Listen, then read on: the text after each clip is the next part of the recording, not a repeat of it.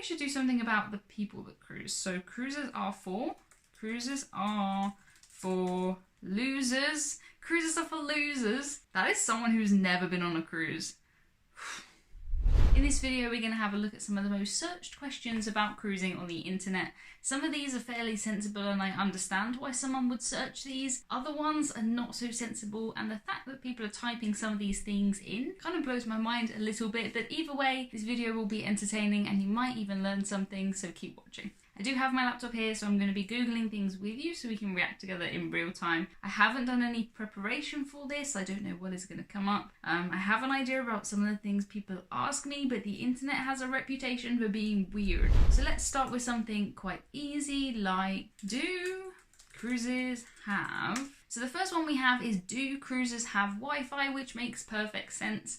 That's a fair question. Cruises do have Wi-Fi. It's normally not included in the cruise price. You normally have to pay extra for it. You might pay by the megabyte, you might pay by the minute, or you might pay for the whole cruise, but you normally do have to pay extra for it. It's not normally fantastic, it's normally okay, but I probably wouldn't recommend buying it if you don't have a reason. If you need to keep in contact with someone or check on the cat, fair enough. But what I like to do is just use my Wi-Fi when I'm in port. Find a McDonald's and use their free Wi-Fi. For me, I have free roaming on my mobile phone contract, so I can browse in most of Europe. So it's not necessary that you buy Wi-Fi. Wi-Fi is free on some of the more expensive cruise lines, but you've kind of already paid in your cruise fare. Do cruises have daycare? Cruises do have kids clubs, normally from baby kind of age all the way up to 17 or 18. There are kids clubs and they are going on most of the day. They're normally free to join and the kids can join in with the activities. There is sometimes like a daycare or a creche that you can pay extra for to have like a babysitting service if you want to go out for the evening and leave your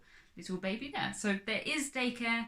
You do have to pay for some of it, but the kids clubs are fantastic. I cruised when I was a kid. I had so much fun with my cousins and my brother. I felt so grown up. When my parents would maybe go to the main restaurant and I was like, didn't really care about that. We wanted to go to the buffet and have pizza and we could do that and it was so much fun. Do cruises have gyms? Yes, cruises do have gyms and sometimes they're amazing. Some of them are so much better than my gym at home. There are gym classes too. Sometimes they are free. Sometimes you have to pay extra for them.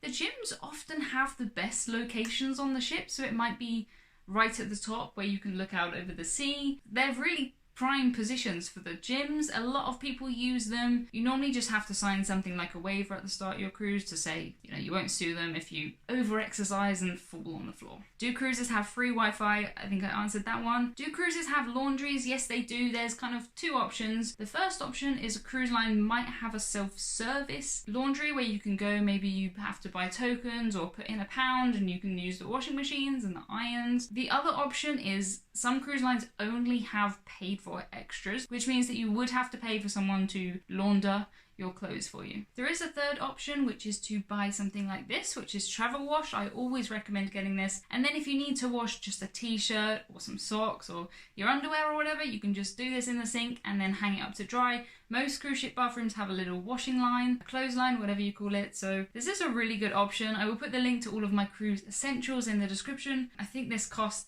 about £1.50. Bargain. Do cruises have jails? Yes. Do cruises have irons? You're not allowed to bring your own iron, but there will be some irons on cruises, yes. Do cruises have casinos? Yes, they do. That's probably a big chunk of the money that cruise ships make. I think we're done for do cruises have. I think we should do something about the people that cruise. So cruises are for poor. I mean, cruises, I don't think they're really for the poor. They can be kind of expensive sometimes. You can get budget cruises, but I won't really say cruises are for poor. Are cruises for vegans? Yes, people who are vegan can cruise and cruise really well. Some cruise lines do it much better than others, but if you are vegan, you would have to pre-tell the cruise line and you might have to speak to the maitre d' on board. Sometimes they will have you pre-plan your meals the day before, so look at the menu and they will like edit things for you to make them vegan, but it definitely is possible to cruise vegan. I do have a friend who is vegan and she cruises regularly. She has a website called vegancruiser.co.uk and I would definitely recommend checking that out if you are vegan. Are cruises for everyone? everyone. I like to think so. That is why I made my website cruisingisn'tjustforoldpeople.com.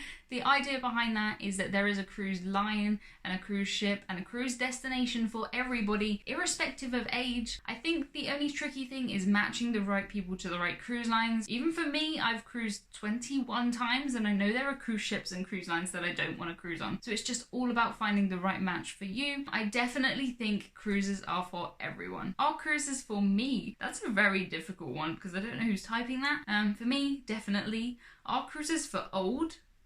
Well, we know what I think about that one. Next, let's look at how do cruises work? I cannot tell you how cruise ships work. I look at some of these ships and you've got to understand a lot of physics. I don't know anything about this. Let's do where do babies come from?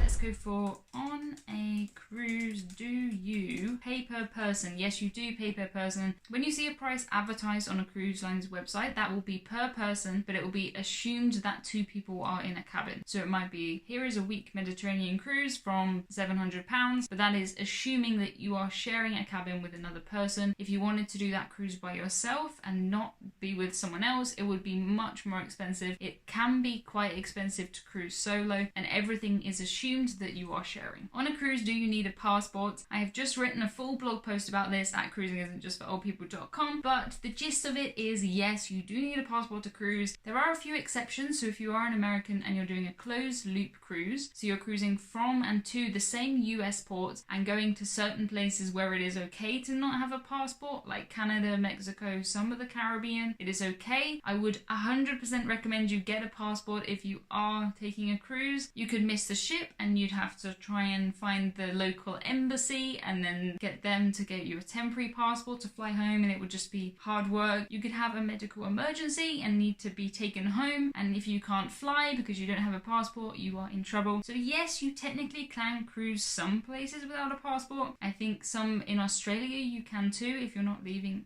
Australia. If you are British and you're taking a British Isles cruise, you do need a passport. Even if you don't leave Britain, you need a passport. So yes, you do need a passport, except for in some very, very specific situations, and even then I would definitely recommend you get a passport. Let's just go with cruise ships are. Let's see what people are saying. They're not questions, they're just telling Google that cruise ships are dangerous. I don't think cruise ships are dangerous considering how many people are on that ship. True, some people get hurt, some people die, but if you put 5,000 people together, some of them, that's probably going to happen. Everything on a cruise is about safety. You cannot fall off a cruise ship. I don't believe that is true at all. You have to be doing something silly to fall off a cruise ship. So I would say that they're not dangerous. Cruise ships are gross, disgusting, bad, ugly, dirty, boring, too big, not safe, and terrible. We need to change this. We need to go on Google and just type nice things like cruise ships are lovely, cruise ships are great, cruise ships are fun. Who are the people who are just going on Google and typing in cruise ships are ugly? What do they think is going to happen? What actually happens if I search this? There's actually quite a lot of people writing articles about cruise ships are ugly. Very strange. I mean, cruise ships I think are getting uglier. I'm not sure if that's a kind of a controversial opinion, but when you look at some of the old ships, the Cunard ships, the ocean liners, they're gorgeous and they're really sleek, and some of the new ones can kind of look like blocks of flats that are floating, but who cares? I would prefer to be on the ship looking out at this amazing place and enjoying the food and the drink than just stood on the ground looking up and Googling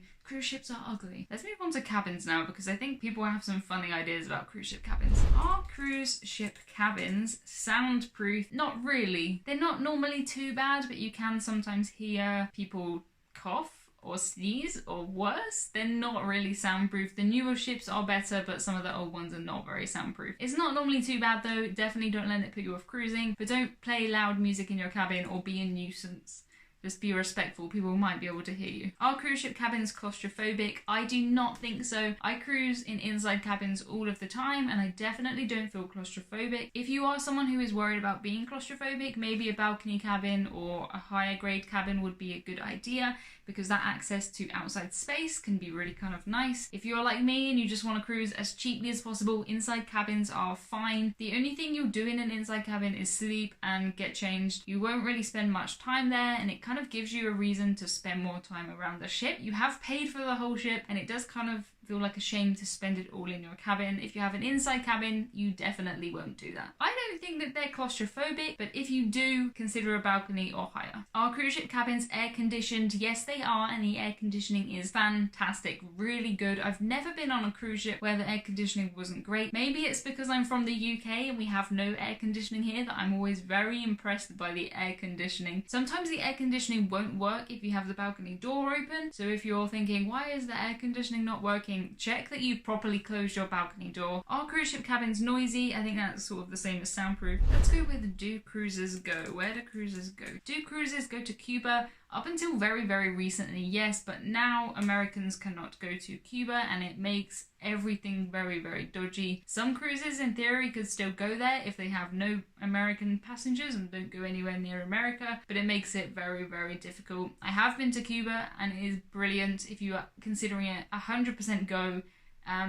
But not if you're American. Do cruises go on sale last minute? Generally speaking, not last minute. Cruises will normally get cheaper between about 60 and 90 days out from a cruise. At this point, everyone has to pay the full balance of their cruise, so the cruise line knows how many people will actually be on that cruise, and they can start to fill the cabins. If you do want to do a last minute cruise, definitely 60 to 90 days before is the peak time. I have a whole video about how to cruise really, really cheaply. If that would interest you, I will put the link up there and in the description. Do cruises go through your luggage? Yes, they do go through your luggage. Well, they'll scan your luggage similar to an airport, and if they see anything suspicious, they will go through your luggage. The security on a cruise ship is very similar to an airport, which makes sense because there's 5,000 people together there. On a river ship, there is no security. They won't scan your bags, but on an ocean ship, yes, they will. Is cruise ship water safe to drink? Yes, it is. You can drink the water from the tap. I normally drink tap water at home, so it does not bother me to drink from the tap, but there is always going to be free water available in the buffet. If you can be bothered to walk to the buffet, go there and get some water. You won't be able to fill up bottles there because of hygiene reasons, but you can fill up a few cups and just pour it into your bottle, so you're never going to be without water. On some cruise lines, you have to pay for water with